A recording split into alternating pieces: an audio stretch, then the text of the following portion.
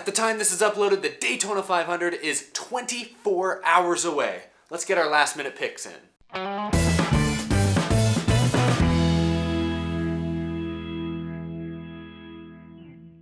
How's it going, everybody? My name is Eric and welcome to Out of the Groove. Now obviously the Daytona 500 is about to start. The NASCAR season is officially upon us. I'm sure a good amount of you maybe are in some sort of NASCAR fantasy league, maybe doing some DraftKings, maybe placing some bets somewhere. So today, right before the sport's biggest race, I'm going to give you guys my predictions, who to watch out for, who the underdogs are, and who you maybe want to stay away from when you're making your Daytona picks. I'm also going to be opening up the mail that you guys have sent me over the last few weeks, so stay tuned for that at the end. But before we get started, I want to again shout out Shelf Diecast for sending me some super awesome custom-made cars. If you're into diecast, this guy makes some of the most realistic, some of the best custom cars I've seen. And he sent me something that honestly might be the coolest thing I've ever seen. Check out the kind of stuff this guy can do.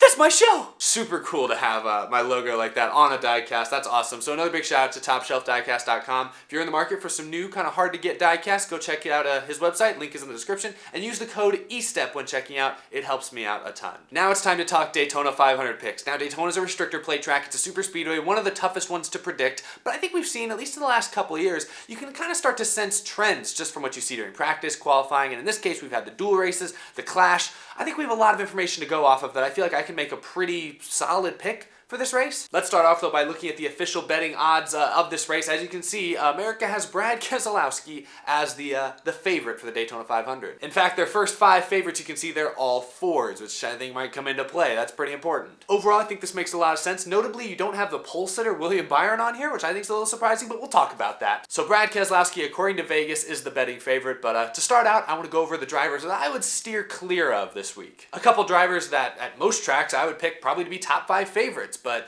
Daytona, their histories are not pretty. First driver I'd stay away from is Kyle Busch, especially if you're doing one of those like NASCAR Fantasy Live type things where you can only pick a certain driver like 10 times throughout a season. I would definitely not waste one of your picks on Kyle Busch this weekend. Kyle Busch is in like his 15th or 14th full-time NASCAR season, and in that time he only has one career win at Daytona, and it was the summer race way back in 2008. Kyle Busch is great pretty much everywhere, but his track record does not speak well of him at Daytona, or even Talladega for that matter. His best career finish in the Daytona 500 specifically is 3rd, and he's actually finished outside of the top 25 in 3 of the last 4 Daytona 500s. So as much as I like Kyle Busch as a driver, Daytona just never seems to work out for him. The other guy I would definitely stay away from if I were you guys is the other Kyle Larson. Kyle Larson, obviously one of the top young talents in NASCAR, one of the top overall talents I would say, but Daytona does not fit his driving style. Now I should have also mentioned that Kyle Busch only qualified 31st for this race after issues with Johnson in his dual race. Kyle Larson's not starting much better. He's starting in 26th. That's another reason I might stay away from them. But focusing on Kyle Larson, this is only his 6th full-time season in the NASCAR Cup Series. Actually, wow, when I say that, it's already been 5-6 years? Wow.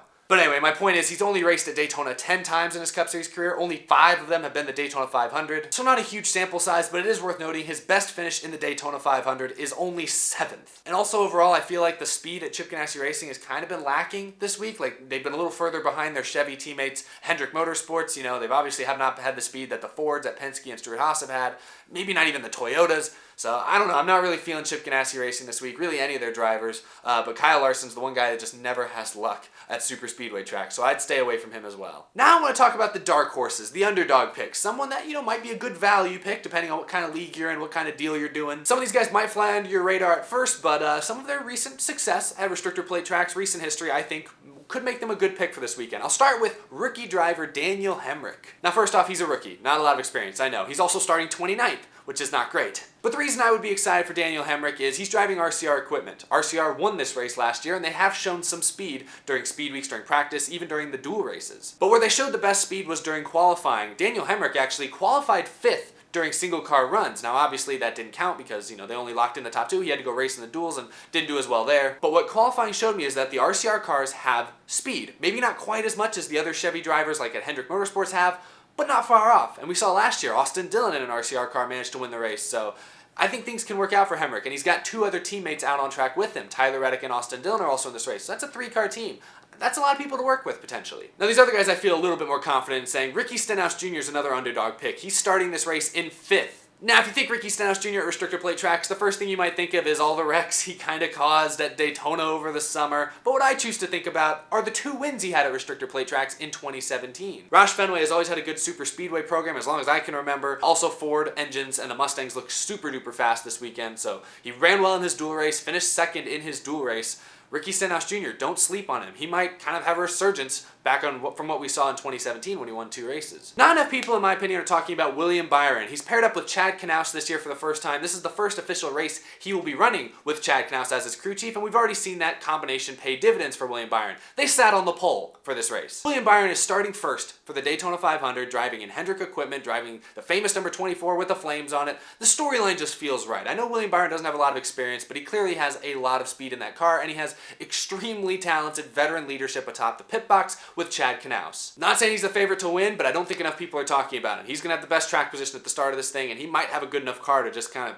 stay up there all race long. And now my last dark horse, of course, I need to mention Bubba Wallace. He's starting this race in 13th after a solid performance in his dual race. Many of us will remember that probably the most defining moment of his young career came in this race 1 year ago when he finished second in the Daytona 500. Now, I know it's Daytona, I know there's luck involved, but hey, Bubba Wallace seems to maybe understand something that a lot of other young drivers don't understand when it comes to racing at restrictor plate tracks. In his only Daytona 500 start, he's finished second, and he ran well in his dual race, had a solid finish there as well, kept the car clean, so I don't know. I'm optimistic from what I've seen from Bubba Wallace, and obviously the success he showed last year.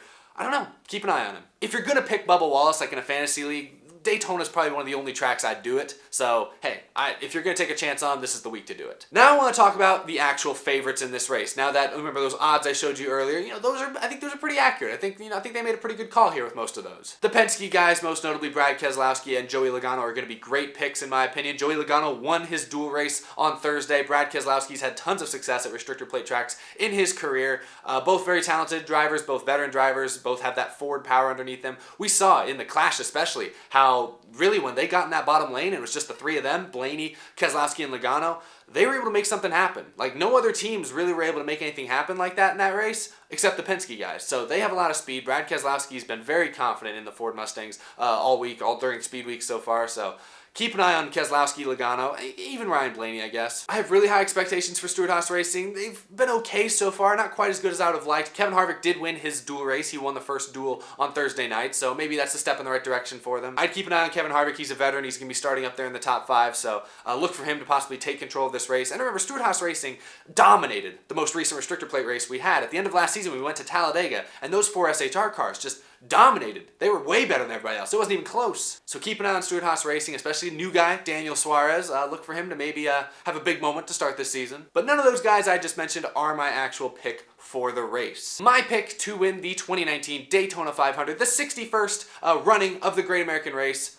is going to be Aric Almirola. When he appeared on the show last week, he helped convince me that those Fords are fast, and Aric Almirola basically had this race won a year ago. I think he's going to have an outstanding chance of kind of redeeming himself for that. I mentioned how the Fords all seem to be extremely fast. I also mentioned how they dominated the most recent restrictor plate race at Talladega last year. Who ended up winning that race? Aric Almirola, so he's the most recent restrictor plate winner that we have. And then, of course, we remember the Daytona 500 from 1 year ago. He was leading on the white flag lap, got turned by Austin Dillon, and ultimately, ended his race, but he was in prime position to win the race last year. I know a lot of things have to go right to find yourself in that position for the second year in a row, but Aric Almirola has proven it twice last season that he can get his way at restrictor plate tracks. I think 2019 starts out great for him. Aric Almirola is my pick to win the Daytona 500. It also doesn't hurt that Stewart-Haas Racing has 4 really fast cars. You look at some of the other 4 teams that have been good, like Roush only has 2 cars, Penske only has 3.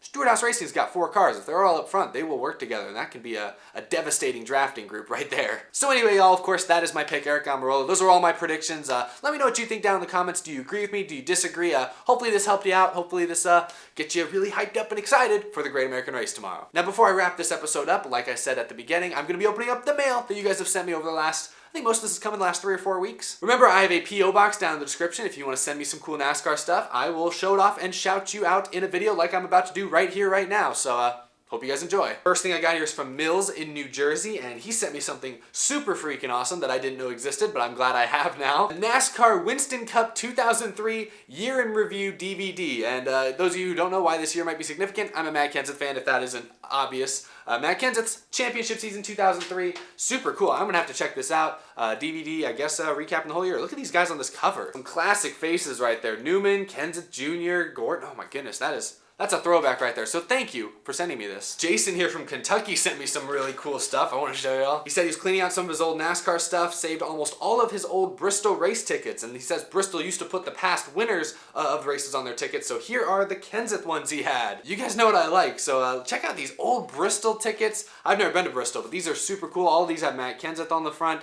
or on them. That's super cool. I love it. Matt Kenseth had what, 4 wins I think in his Bristol Cup Series career, as well as a couple Xfinity wins. So pretty sweet deal. Thank you, Jason. These are really cool. Very throwback. Very really awesome. Like I said, you guys know what I like. Thank you for that. This is from Eric in Michigan. I opened it up. Oh my goodness. Oh yes, just when my closet was starting to get kind of thin.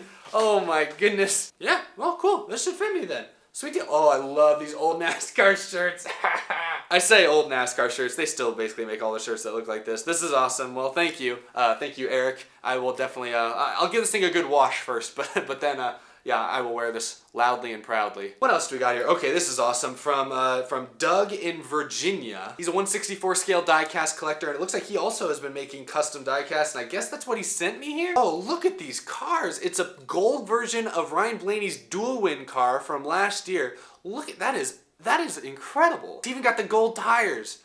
That's awesome. I'm really at a loss for words. And then this other car he sent me, this was from, I think, Watkins Glen this year. Matt Kenseth drove the NESN Ford, and I remember really liking this paint scheme because I love purple cars. I've said that before. But I don't even think they made this one. This is incredible. Look at the detail. I love this. This is cool. Thank you. I don't know if he wants me to say this, but he did say that he sells some of these on eBay under the username Doug Mount, DougMount. So shout out if you guys want maybe a car that he's selling or made. That is, these are pretty cool. These are very high quality, and the detail. I really like this Kenseth one. I didn't expect to ever see this car again. This is from Isaac here in Pennsylvania. He sent me some cool stuff, but most importantly, he sent me a little custom-made EE Cup Series pace car. Oh, thank you, Isaac. This is really cool. Yeah, I'll have to use this next time I make a stop motion. I like it. Thank you. I really have like the best viewers on the internet that watch this show, so thank you so much to everyone who sent me some awesome stuff. I'm always checking my P.O. box, so all that, really cool. Thank you for supporting me, supporting the show, and I'm looking forward to see what else you guys send me in the next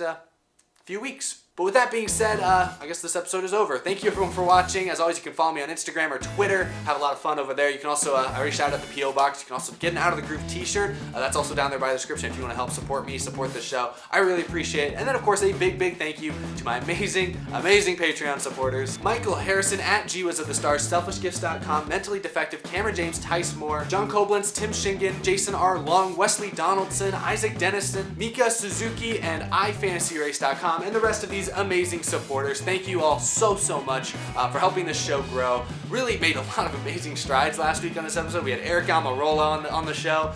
We've done some really awesome things just in the last few weeks, and I have another couple really awesome things hopefully planned for the next several months, and a large portion of that is due to you guys' support. It allows me to devote more time and energy into making this show and this YouTube channel the best thing it can possibly be. I just want to make NASCAR fun again. That's kind of my whole goal with this show, and I appreciate you guys believing in my mission, so to speak. Hope you all have a fantastic rest of your day. Xfinity Race is on basically right as I'm uploading this, so hopefully you guys are enjoying that. And then of course, hope you have a wonderful day tomorrow for the Daytona 500. Should be a lot of fun. I'm excited. Yeah, see you guys after the big race.